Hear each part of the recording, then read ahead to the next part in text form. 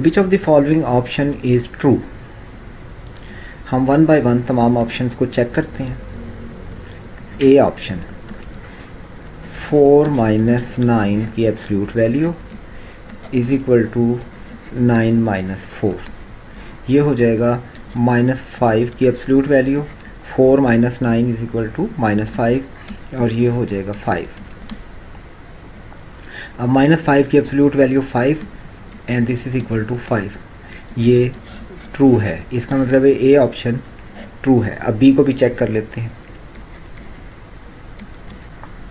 B में दिया गया है -2, absolute value 2 - 5 and this is equal to 6, absolute value 6 - 5, ये हो जाएगा -2 into absolute value of -3 is equal to 6 into absolute value of 1।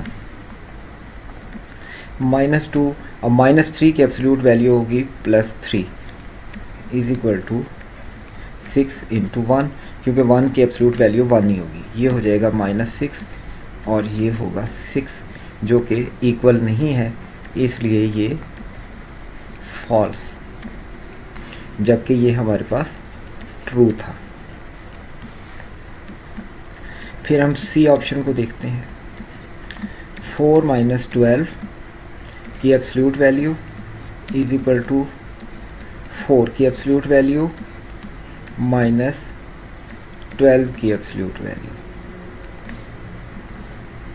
ये हो जाएगा -8 की एब्सोल्यूट वैल्यू एंड 4 की एब्सोल्यूट वैल्यू 4 और 12 की एब्सोल्यूट वैल्यू 12, ये -8 की एब्सोल्यूट वैल्यू 8 और ये हो जाएगा -8 और ये भी फॉल्स है।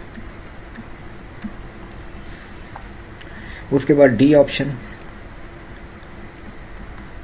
Absolute value of -12a is equal to -12 absolute value of -a, ये हो जाएगी -12a की एब्सोल्यूट वैल्यू 12a प्लस में हो गई और इधर से आ जाएगा -12 और -a की एब्सोल्यूट वैल्यू a और ये भी फॉल्स है।